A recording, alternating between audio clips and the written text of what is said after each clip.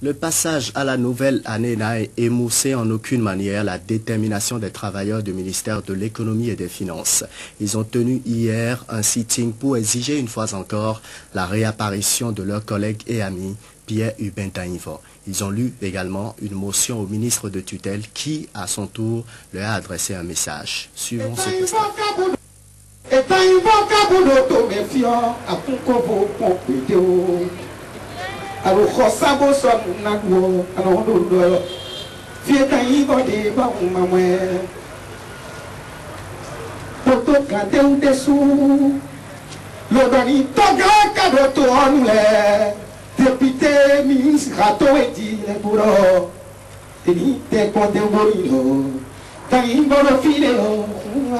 Voici la nouvelle trouvaille de la Fédération des syndicats des travailleurs du ministère des Finances, FECENTRA Finance. Un chanteur pour porter haut et fort leur message. La libération de Pierre Hubin Dainvo, leur collègue disparu depuis 141 jours. Les travailleurs que vous voyez devant vous, réunis au sein de la FECENTRA Finance, exigent que toute la lumière soit faite sur cette mystérieuse disparition et que les vrais commanditaires soient identifiés ainsi que le réel motif de la séquestration pour que plus jamais au Bénin des hommes ne disparaissent comme des moutons ou des poulets. 2010 en est allé laissant place à 2011. Un passage à une nouvelle année qui visiblement n'a nullement émoussé l'ardeur de ces travailleurs. Réunis ce mardi dans les locaux de leur ministère, Vuvuzela en main, ils ont tous réaffirmé leur engagement de continuer la lutte. Un engagement qui, selon leurs représentants, ne saurait être ébranlé par les intoxications dont ils sont victimes. Nos actions ne visent qu'un seul objectif. Toute la vérité sur l'enlèvement et la séquestration de Pierre Hubin Dainvo et sa réapparition sain et sauf, comme l'a promis le chef de l'État en audience aux parents le 20 septembre 2010 au Palais de la République. Dans votre ministère est à ce seul prix. Après avoir reçu la motion des travailleurs, le ministre des Finances s'est attelé à les rassurer. Ce dossier est aux mains de la justice, comme j'ai eu à le signifier déjà une fois au bureau, et la justice continue de faire son travail. Nous espérons que sur la base des indications de célérité souhaitées, la justice rendra le plus tôt possible les conclusions de ces travaux. Les responsables syndicaux se sont dit fatigués des promesses du gouvernement. Ils veulent avoir des actions concrètes pour retrouver Dainvo vivant. La commune de Koulékamé s'est dotée d'un plan communal de développement jusqu'en 2018. Une vision du conseil communal qui a pour objectif de faire de Koulékamé le grenier du Koufo. Asiongbon Kanye Asiongbon, Florent Dou.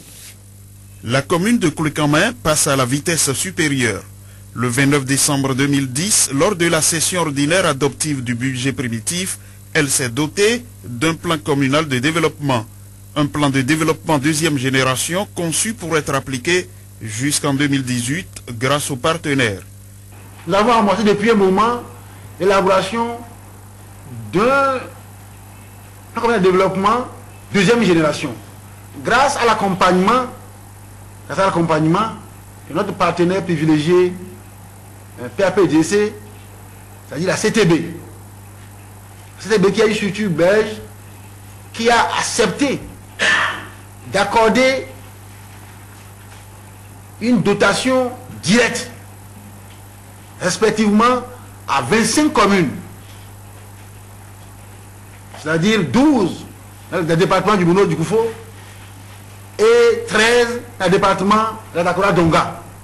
Ce plan communal de développement se fixe pour objectif de promouvoir la bonne gouvernance, d'améliorer l'accès des populations aux services sociaux de base, d'améliorer leur cadre de vie, de promouvoir des activités agricoles et celles génératrices de revenus, le tourisme, la culture, le sport et les loisirs, d'appuyer la promotion de l'artisanat.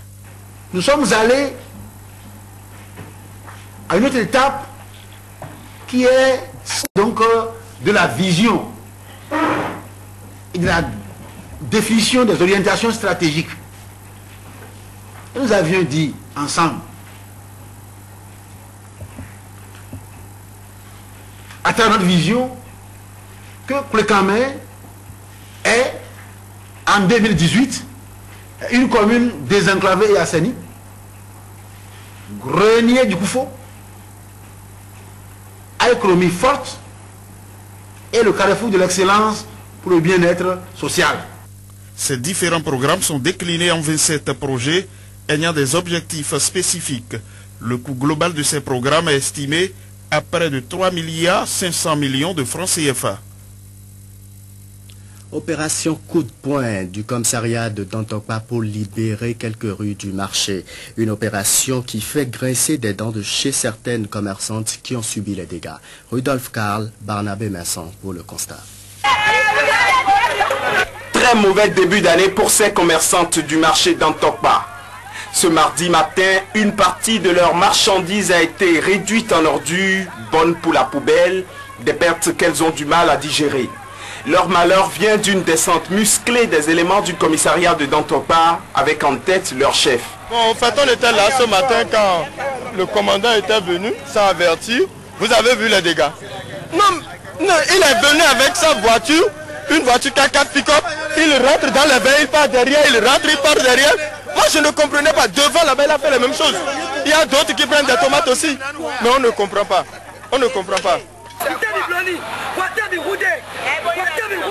Amertume et désolation après ces dégâts subis, mais selon les explications du commissaire, tout ne s'est pas exactement passé comme on le décrit ici. Sur les dizaines d'étalages qu'il y a dans cette rue de la radio Tokpa, seuls 2 sont dans cet état, et cela parce que leurs propriétaires n'ont pas voulu obéir aux injonctions de l'autorité. Ce matin, quand on est descendu, on leur a fait les formations de ranger leurs affaires. Mais il y a 2 dames qui visiblement ont dit non, qu'elles payent des taxes, il n'est pas question qu'elles libèrent la voie. Et pendant ce temps, les voitures vont passer où?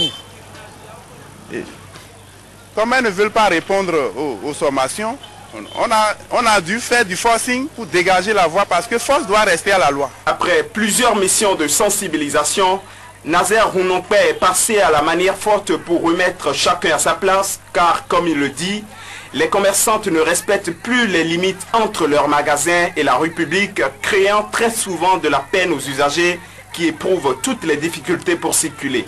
On ne peut pas transformer la voie publique en marché. Pendant que vous transformez la voie publique en marché, les véhicules vont passer où? Je crois que nous sommes venus mettre de l'ordre et les cris de détresse ne vont pas nous désarmer. Force doit rester à la loi. Le commissaire s'engage dans un bras de fer qui lui sera apparemment très difficile de gagner parce que tout de suite après son passage, les étalages ont repris leur place sur la voie publique. Mais lui aussi se dit prêt à remettre ça pour forcer les commerçantes à rester dans leurs boutiques.